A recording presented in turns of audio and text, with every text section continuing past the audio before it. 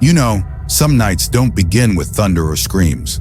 Some nights start with a soft vibration from your phone, one you wish you never answered.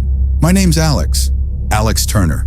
Just another guy with an aging sedan, bills to pay, and a habit of driving Uber rides so late at night that even ghosts get bored watching me. But the night this story begins, yeah, that night was different. Because you can pretend the dark is empty until something in it calls your name. Let me start slow. Sit back, breathe. Let the quiet settle around you. This is a highway story. A story about a passenger who wasn't alive. And trust me, you'll want a light on before we get to the end. It was 2:14 a.m. when my phone buzzed. Not unusual. Night shifts are always full of drunks, loners, and people escaping someone or something. But this ride, this one came from a place called Route 666 bus stop. At first I actually laughed. I thought it was some Halloween prank or some edgy teenager ordering an Uber from a fake location. But then I saw the timestamp. Every night for the past week, I had missed calls from that same pickup point. Same time, 2 o'clock, 3 a.m. And tonight, the app didn't let me decline it. It just accepted on its own. The map blinked once, twice. Then the route turned blood red, and a whisper-like notification appeared on my screen.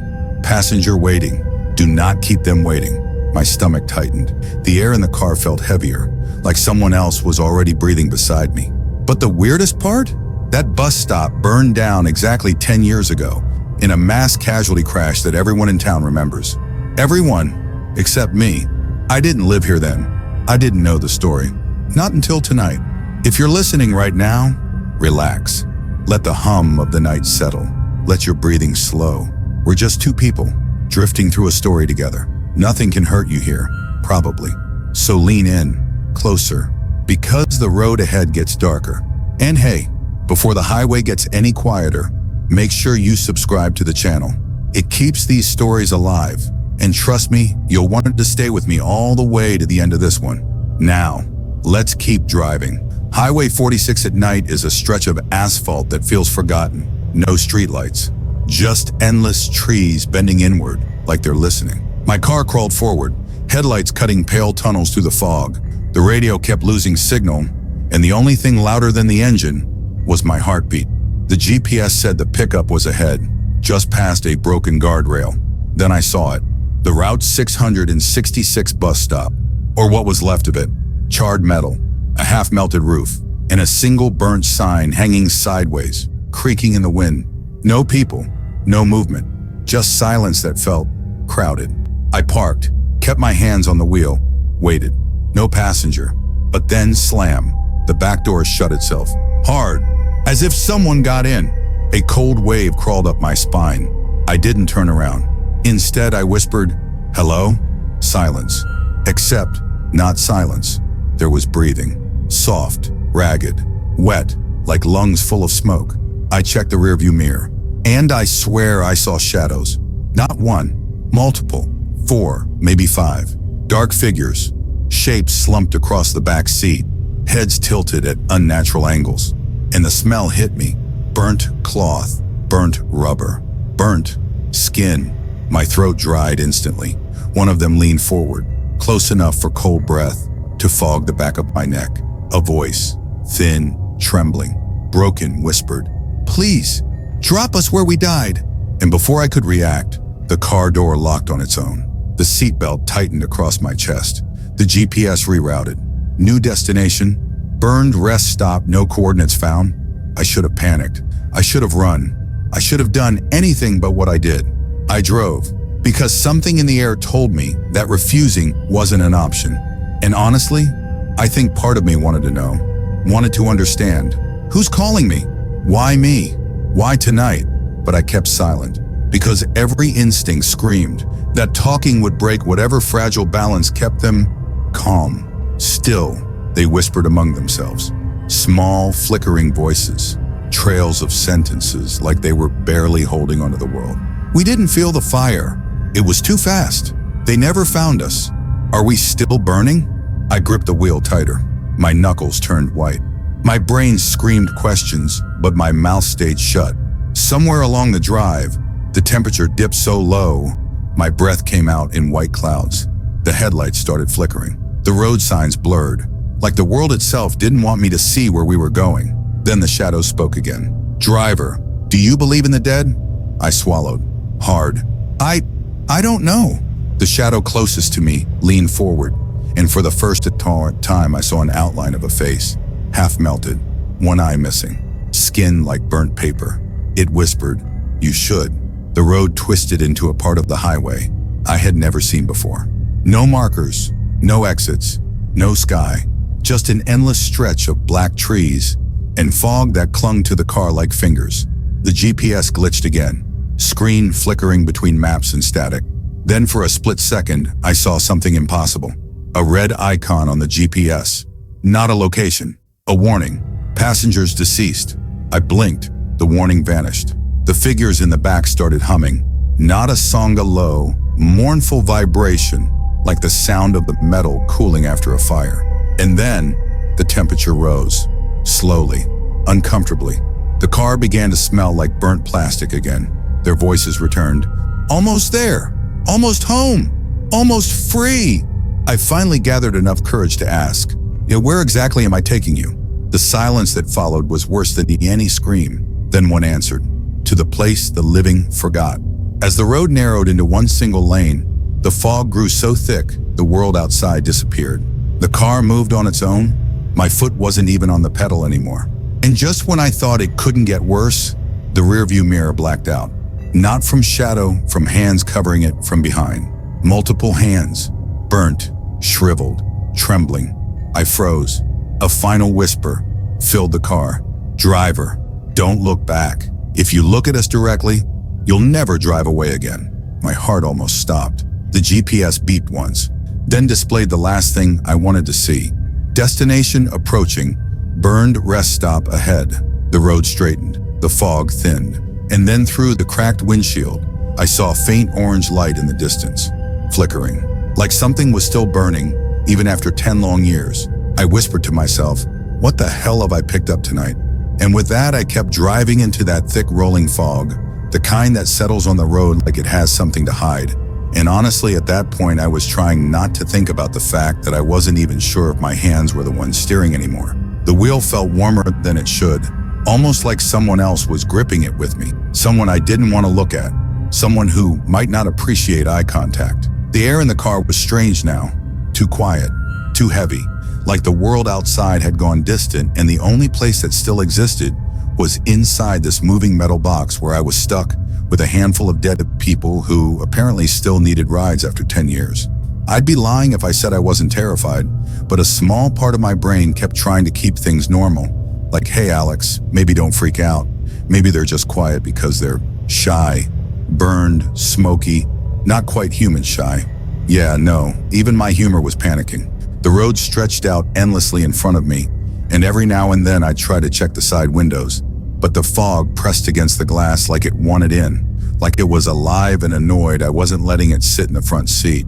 The GPS wasn't even showing a map anymore, just a dim pulsing arrow and the words "continue forward," which normally would annoy me. But right now I was grateful the thing wasn't screaming, "rerouting to hell" or something. The passengers behind me, the shadows, the burnt silhouettes, shifted occasionally, and every time they moved, the leather seats creaked like old bones settling. One of them coughed softly, and I swear the sound came out like ash falling. I didn't turn around. You couldn't pay me enough to turn around. Not that anyone was paying me for this ride anyway, unless Uber started offering paranormal night shift mileage bonus. I was doing this one on pure fear and questionable life decisions. The heat in the car kept rising too, like someone had turned the heater on full blast. But I hadn't touched it, and the dashboard said the AC was on. Cold air should have been blowing. Instead, it felt like I was sitting inside a furnace pretending to be a Toyota. The shadow nearest to me leaned forward again. Not all the way, just enough that I could feel that unnerving, smoky presence hover over my shoulder. And in a voice that sounded like it had traveled through a decade of burnt wood and guilt, it whispered, "We're close." I didn't respond. I didn't breathe too loudly either. I just kept my eyes on the road like a responsible, terrified driver. The fog thinned just enough for something to appear in the distance. A faint red glow, flickering slowly, like an ember that refused to die. As we got closer, I realized the road markings were gone now. No lane lines, no reflective lights, nothing. It felt like the pavement itself was fading out, dissolving under my wheels. And for some reason, the car kept going like it didn't care if the ground was optional. The backseat figures started murmuring among themselves, quiet, breathy syllables, as if the words were too fragile to exist. I couldn't understand most of it, but I caught little pieces. Still burning. Never left. Not found. Driver doesn't know. Great. Love being the clueless one. Really boosts confidence. I swallowed and tried to ask something, anything, to break the tension and maybe convince myself this was some bizarre nightmare I'd laugh about one day. So, how far is this or a stop exactly? Just, wondering if I should cancel my next ride request. No one laughed, obviously. Instead, one of the shadows slowly lifted what looked like a charred hand and pointed forward through their windshield. And there I saw it, some kind of structure emerging from the fog, or rather, the remains of one. A twisted skeleton of metal, ash, and collapsed beams. It looked like a place that hadn't just burned. It looked like a place that had been abandoned by fire itself. Like even flames didn't want to hang around here anymore. The closer we got, the more the air smelled like burnt rubber and memories no one wanted. I felt something sting my eyes. Maybe it was smoke. Maybe it was fear trying to leak out. My foot pressed the brake on its own instinct because everything in my body screamed we shouldn't go closer, but the pedals stayed hard and unmoving, as if the car refused to stop. The shadows fell silent, completely silent. And then, in the softest, most unsettling voice yet, the one directly behind me whispered, "We need you to see." Nope, nope, absolutely not. I wanted to say it out loud, but my mouth didn't cooperate. The red glow outside got brighter, almost forming shapes, humanoid outlines frozen mid-motion, like echoes of people trying to run but never making it. I blinked and they disappeared, but the air around the car shimmered with heat, as if they were still burning somewhere, just beyond sight. "See what?" I finally managed to whisper, even though I wasn't sure I wanted the answer. "What happened?" the voice said. "What they did to us." My stomach dropped. Whoever they were, I suddenly didn't want to meet them in any universe, living or dead. The road reached its end, or what used to be an end, and the car rolled into a clearing blackened by soot. The fog circled us like a curtain closing around a stage, sealing us in. The engine cut off, the headlights dimmed, and something outside took a step toward the car. A single step, slow, heavy, like a burnt shoe pressing into ash. I froze. The shadows behind me straightened, as if bracing for something they'd been waiting a decade to confront. And just before everything outside turned pitch black, the same whisper drifted to the front seat, crawling up my spine like a cold hand. "Driver, don't scream." I didn't scream, not because I was brave or anything heroic like that, but because my voice just vanished, like the night stole it right out of my throat. Something outside circled the car, slow enough that each step felt like a countdown to a truth I really didn't want to know. And the strange part was, the shadows in my back seat weren't panicking. They were almost waiting, like this was some reunion they practiced in their heads for 10 years. My fingers tightened on the steering wheel, even though the engine was off and the keys weren't even in the ignition anymore. Yeah, apparently ghosts don't need keys. Great, love that for me.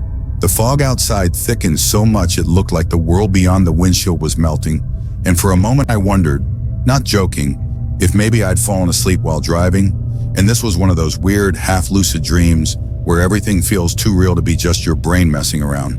But then something scraped along the passenger side door, a long, dragging, metallic scratch that made every hair on my body stand up like it had suddenly remembered what fear was supposed to feel like.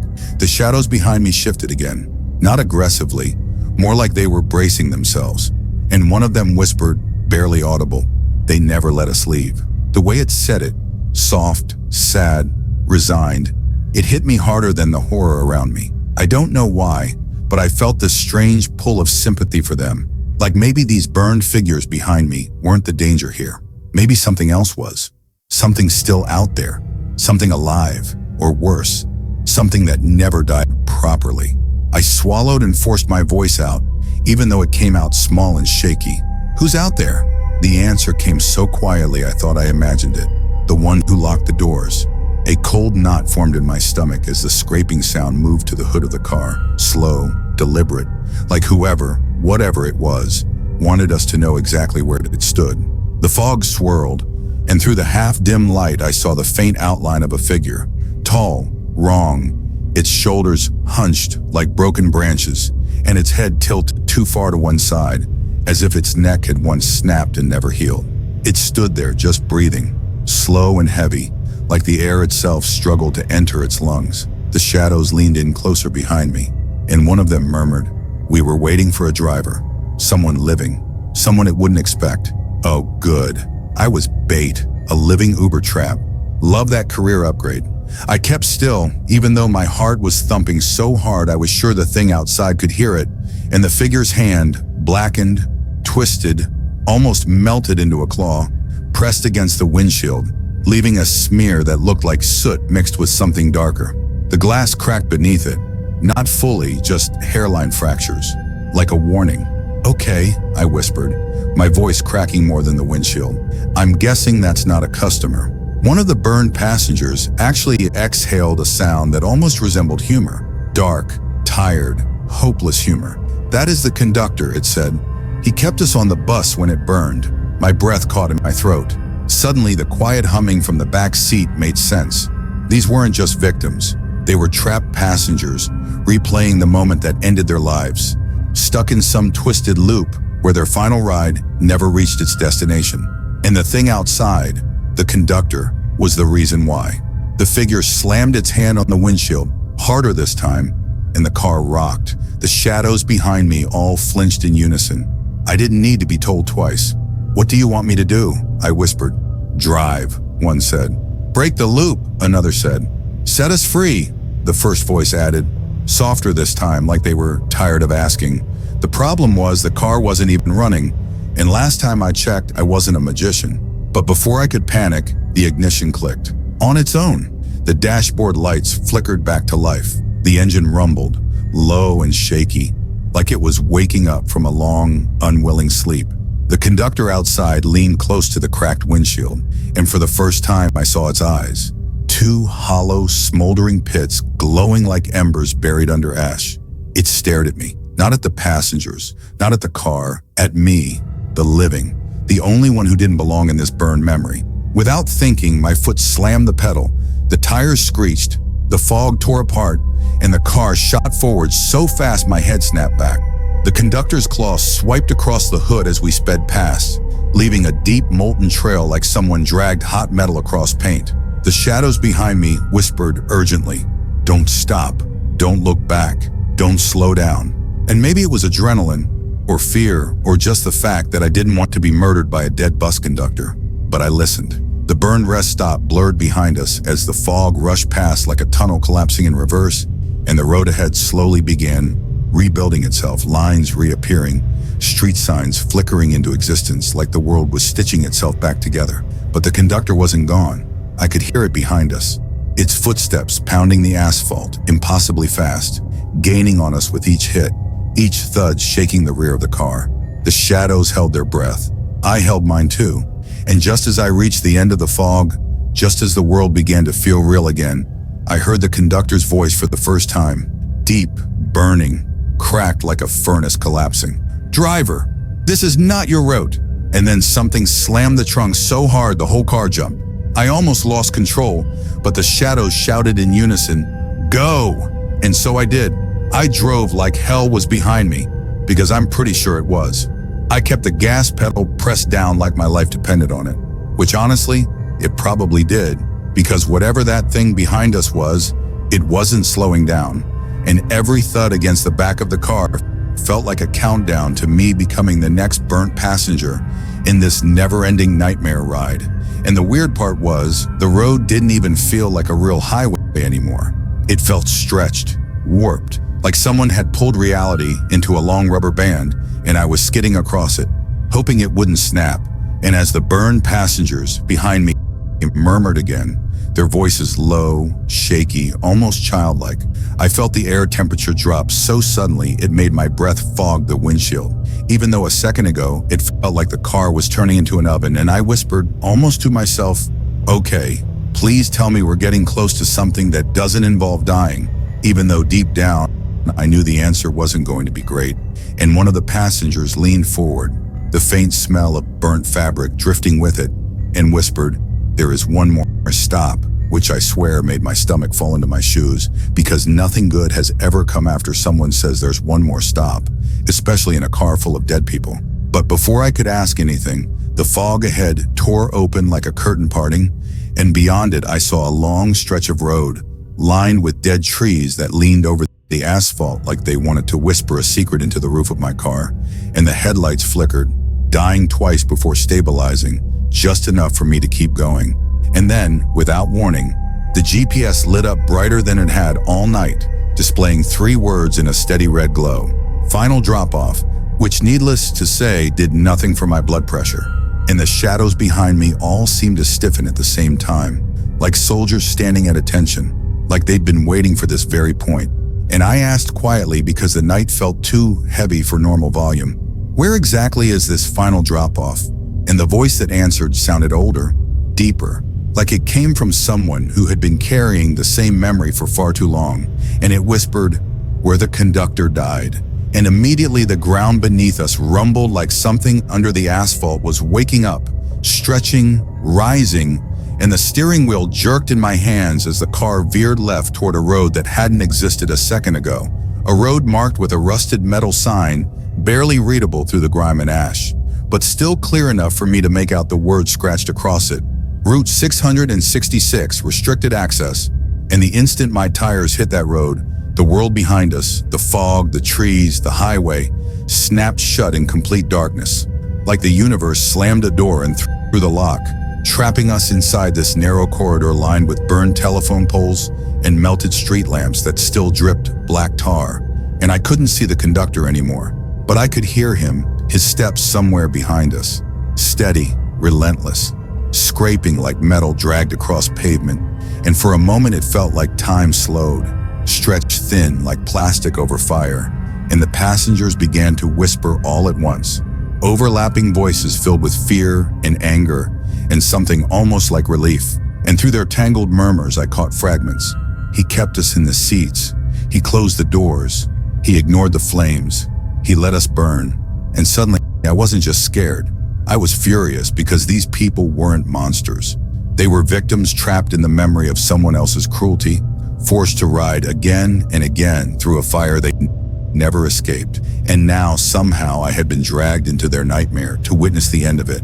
And ahead of us, at the far end of the narrowing road, I saw a faint orange glow flickering like a dying ember. And as we approached it, shapes began to form. Rows of melted bus seats, charred metal frames, scraps of glass glittering like dying stars. And in the center of it all stood the twisted remains of a bus. Its roof caved in, its windows blackened, its front doors still sealed shut, melted into the frame like it had tried to escape but couldn't. And my car rolled to a stop in front of it, even though my foot was still on the gas, and the engine cut off without warning, plunging us into a silence so absolute it felt like sound itself had died, and the air turned thick with the scent of burned rubber and old tragedy. And one of the shadows whispered, "This is where we stayed. This is where he locked us in." And before I could process that, the temperature dropped again, freezing this time, and from behind the ruined bus, a tall, broken figure emerged, its silhouette glowing faintly with ember-orange cracks running down its body like molten veins. Its head tilted just a little too far, its steps heavy and deliberate, and this time there was no fog hiding it, no distance softening how wrong it looked. And as it took one more step forward, the burned passengers behind me whispered together, soft but steady, "This is where he ends." And the conductor lifted one scorched, claw-like hand and pointed directly at me. I kept walking deeper into that silent neighborhood, the cold air brushing against my arms like someone lightly dragging their fingertips just to make sure I knew I wasn't alone. And I swear the houses on both sides felt strangely aware, like old sleepers pretending to be asleep but still listening to every step I took. And I kept telling myself that everything was fine, that I was just tired, that the night was simply playing tricks on me, though a part of me whispered that nights don't play tricks unless something else is helping them. So I slowed down a little, trying not to look nervous, because you know how fear works. The moment you show it, the moment you flinch, something out there pretends that's an invitation. And just as I passed another darkened front yard, I caught a reflection, my own, stretching across a window, except the reflection's shoulders were tilted slightly differently than mine. Not wrong exactly, just delayed, like it was following me but choosing to pretend it wasn't. And I let out a quiet, dry laugh, that kind of exhausted laugh you make when you know you didn't imagine something, but you're trying to convince yourself you did anyway. And I murmured, "Hey buddy, if you're gonna copy me, at least keep up," trying to joke my way through the tension even though my chest felt tight. And the moment I looked away from the glass, I felt the air shift behind me, gentle at first, then steady, like someone had finally decided to stop hiding and was now walking in sync with my footsteps, each step landing a fraction of a second after mine, close enough to hear, close enough to feel, close enough that if I had stopped right then, I think whatever it was would have brushed against the back of my coat. And I didn't want that. No, sir. So I kept going, faster but not too fast, like a person trying to act normal while absolutely not feeling normal at all, whispering under my breath like some half-asleep narrator trying to calm both of us down, saying, "Please don't follow me, man. I'm not even interesting." And the weird thing is, the footsteps stopped exactly when I said that. Not fading, not drifting away, just stopping. And the quiet that followed felt too heavy to belong to any normal empty street, thick and expectant, like the night was leaning in to hear what I would do next. So I kept my eyes forward, not turning around, not even blinking too long, because deep down I knew that if I turned around right then, the story wouldn't continue peacefully like this. It would end abruptly, and not in a pleasant way. So I kept walking until the houses grew smaller, until the road stretched out into the dim edge of the town. And even though nothing touched me, and nothing spoke, and nothing tried to stop me, I carried with me this quiet, slow realization that some things don't need to reveal themselves to follow you. Sometimes their presence is enough. Sometimes the echo of their footsteps in your memory is enough. And as I reached the lonely streetlight flickering at the end of the block, I found myself whispering a soft, almost embarrassed goodnight to whatever had stopped behind me. Not because I thought it could hear me, but because a part of me feared it actually could.